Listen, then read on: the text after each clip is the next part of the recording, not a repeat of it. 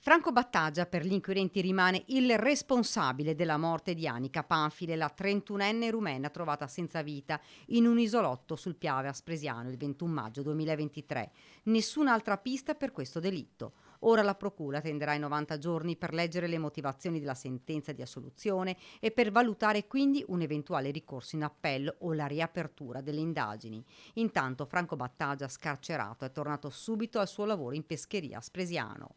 Il suo avvocato Fabio Crea ci ha spiegato gli elementi che hanno contribuito a questo risultato partendo proprio dai due alibi tecnici. La Wind dice che ci sono due momenti diversi a partire dalle 16:52 per 50 minuti. Il primo è che vi è una operatività sul telefono perché il codice che dà la Wind è un internet.wind.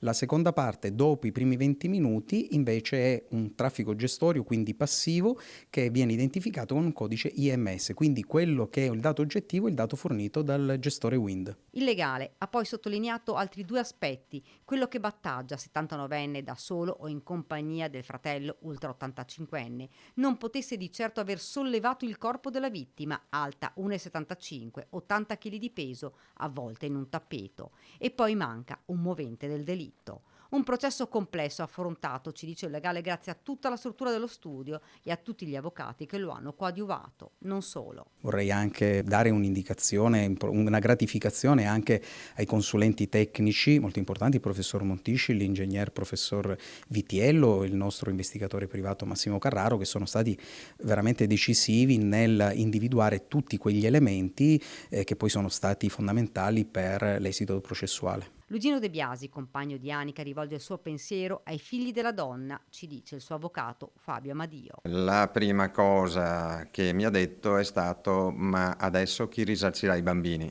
E io purtroppo gli ho dovuto dire: allo stato attuale, Luigino, nessuno risarcirà i bambini della perdita della mamma, L'appello di Luigino De Biasi. visto che il colpevole non c'è, ma c'è una mamma morta.